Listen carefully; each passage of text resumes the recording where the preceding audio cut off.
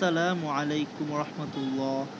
তো দেখুন, আজকে আমরা একদম কোরআনের শুরুর যে আয়াতটা সেটা ইনশাআল্লাহ দেখব। সেটা আমরা সবাই জানি যে বিসমিল্লাহির রহমানির রহিম, তাই না? তো দেখুন, এখানে আমরা সরাসরি চলে যাই আমাদের এখানে কোন আমরা অনুবাদ ব্যবহার করছি, কোন সফটওয়্যারগুলো ব্যবহার করছি, কোন অ্যাপ ইউজ করছি আমরা, সেগুলোর আলাদা আমাদের ভিডিও আছে, সেই ভিডিওটা ইনশাআল্লাহ দেখে নেবেন, সেখান থেকে আমরা সব ডিটেইলস পাবেন ইনশাআল্লাহ। তো দেখুন, আমরা প্রথম ক্লাসে যেটা দেখব, এখানে দেখুন প্রথম যে আমাদের আয়াতটা সূরা ফাতিহার ১ নম্বর আয়াত। এখানে বি অর্থ হচ্ছে ধরেন যে দ্বারা। এরপরে দেখুন সিন আর মিম আছে। তো এই সিন আর মিম মূলত সিন আর মিম শুধু ছিল না, এটা ছিল মূলত ইসম, ঠিক আছে? এটা ছিল ইসম, আমি যদি একটু এই পাশে লিখি, এটা ছিল হচ্ছে ইসম, হ্যাঁ, এরকম ছিল, এবং সাথে ছিল মিম। ইসম মানে হচ্ছে নাম। ইসম মানে কি? ইসম অর্থ হচ্ছে নাম। তাহলে বিসম মানে কি? বিসম হচ্ছে যে নাম দ্বারা। কার নাম দ্বারা? আল্লাহ, আল্লাহর নাম দ্বারা। তার মানে আমরা যে বিসমিল্লাহ বলি, বিসমিল্লাহ অর্থ কি দাঁড়াচ্ছে? আল্লাহর নাম নিয়ে বা আল্লাহর নাম দ্বারা, অর্থাৎ আল্লাহর নাম নিয়ে আমরা শুরু করছি।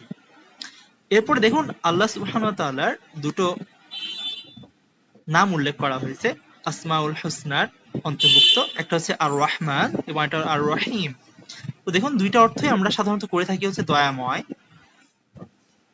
দয়াময় করে থাকি, কিন্তু এই দুটোর মধ্যে একটু অর্থগত পার্থক্য আছে। সেটা কি? আর রহমান যখন আমরা ব্যবহার করব, আর রহমানটা দেখুন আমাদের কয়টা হরফ আছে? রহমান, ৫টা, তাই না? এটা মূলত এরকম ছিল, আপনার র ছিল, আমি একটু ছোট করে দিই। প্রথমে ছিল আমাদের হচ্ছে র, তারপর ছিল হচ্ছে হা, তারপর ছিল মিম, তারপর একটা আলিফ ছিল, তারপর একটা নুন ছিল, হ্যাঁ, আমি ভেঙে ভেঙে লিখলাম একসাথে না লিখে। মূলত ৫টা হরফ ছিল, কিন্তু রহিমে খেয়াল করুন এখানে আমাদের ৪টা হরফ। কি কি? আমাদের রহিমে ৪টা হরফ হচ্ছে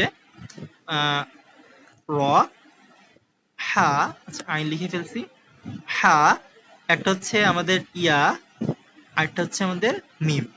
তো আরবিতে একটা বৈশিষ্ট্য হচ্ছে, ধরুন যে একটা হরফের পার্থক্যের কারণেও আমাদের অর্থের পুরোপুরি চেঞ্জ হয়ে যায়, এবং পুরোপুরি চেঞ্জ না হলেও কখনো কখনো দেখা যাচ্ছে যে কোনো কিছু অতিরিক্ত চলে আসে। তো এখানে বলা হয় আর রহমান, আল্লাহ তাআলা দয়াময়, রহমান হচ্ছেন দুনিয়াতে, অর্থাৎ আল্লাহ তাআলা কাফেরদেরকেও খাওয়াচ্ছে, মুশরিকদেরকে খাওয়াচ্ছে, আবার মুসলিমদেরকে খাওয়াচ্ছে, তাই না? কিন্তু দেখা যাচ্ছে যখন আখিরাতে আসবে তখন আল্লাহ তাআলা হয়ে যাবেন আর রহিম, তখন কিন্তু শুধুমাত্র আল্লাহ তাআলা মুসলিমদেরকে, অর্থাৎ যারা ঈমান এনেছে মুমিন, তাদের জন্য তিনি দয়াময় হবেন, বাকিদের জন্য তিনি দয়াময় হলেও সেখানে কি আমরা যথোপযুক্ত শাস্তি দেখতে পাবো। তো এরকম করে আমরা আজকে তাহলে অর্থটা দেখলাম হচ্ছে বিসমিল্লাহির রহমানির রহিম অর্থ হচ্ছে অনন্ত করুণাময় পরম দয়ালু আল্লাহর নামে শুরু করছি। তো আজকে এ পর্যন্তই, ইনশাআল্লাহ আমাদের পরবর্তী পর্বে দেখা হবে। আসসালামু আলাইকুম।